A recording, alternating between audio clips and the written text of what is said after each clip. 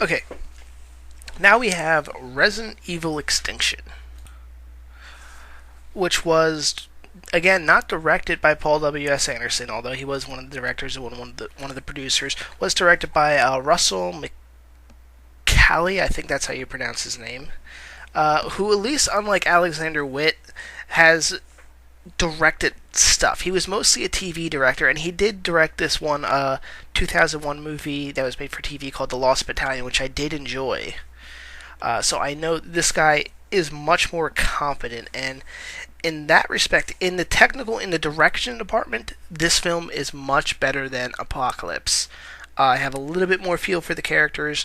The problem, I think, with this film is the writing and the setting and what they did. It's a plot. A lot of people, the problems they have with the film are plot problems, not the directing problems, which I think was the problem, which was what plagued Resident Evil Apocalypse, which was the directing problem. Uh, I did get there was definitely a little bit more pull of emotions from this movie from the characters. Uh, but of course, again, it also is more of an action film, which by this point I was expecting. I was not expecting the kind of horror action mix that we saw in the first Resident Evil. I was expecting a straight up action film, so I didn't have any a negative reaction to not having as many horror elements. Uh, this film is also definitely a halfway decent nod to the Road Warrior, which if this was a completely independent franchise, let's say it was called, I don't know, Zombie Evil Extinction instead of Resident Evil Extinction, people I think would be loving it. Uh, of course, we still have problems because now this is one that has basically thrown the video game franchise completely out the fucking window. To say it has something to do with the franchise other than zombies and crows uh, and the Umbrella insignia is a little ridiculous. They have Claire Redfield, who bears really no character resemblance whatsoever to the Redfield from the video games. Uh, Carlos, yeah, I still like Carlos's character. There's, I guess, some elements of him maybe. Odafaro really took over the Carlos character. Uh, we have Alice, which she's kind of there being her badass self as always. Uh, I think though the big problem everybody has is the world turns to a fucking desert. How the hell does that work with the T virus? You know, it's hard for viruses to kind of jump species. And while I think we as an audience can buy the virus killing off a lot of animal life, we are still kind of wondering, how the hell it killed off all the plant and fish life. In fact, this has been such a negative response to this. They've pretty much, it's already indicated that they've retconned that in Resident Evil Afterlife, that they just kind of threw out the whole everything becomes desert, because you know what? If you're going to do that, they didn't even pick the right setting for them to do that. It takes place in Utah and Nevada, which is already a desert.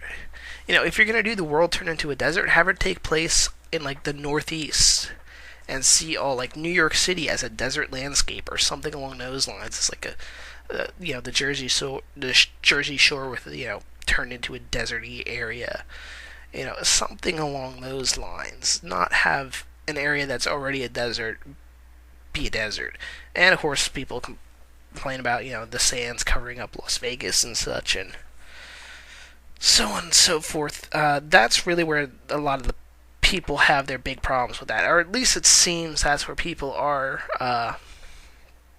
arguing. I still enjoyed the action from, Alice fighting the rednecks. I got a kick out of that scene. We get to see finally Wesker, who is not a lot like the Wesker from the video games again. Although I did kind of like. We'll see now with he didn't play a big role. There was one thing that this series has done, and it's been trying to set up a villain as a small part in one film, and then become a bigger villain in the second film. They did that with Dr. Isaacs in this film, who had a very small part at the end of the film previously. Jason Isaacs was supposed to be the main villain in the second film, and he was a narrator in the first film. He never signed on for the Resident Evil Apocalypse, so they had to fill him in with a different actor. But and in this film, we have Wesker playing kind of a small part as the CEO of Umbrella, and becoming the main villain in the fourth film. Which, we'll talk more about that when I actually see the film and I can do a proper review. As for this, they go way more now into Alice really having true superpowers. Although, again, they set her up that she could kill somebody from a very far distance with her mind in the second film, and she does nowhere near that. She basically floats some rocks on her motorcycle for a little bit and controls some fire. And after that, we really don't see too much superpower. She still uses a lot of guns and those frickin' knives.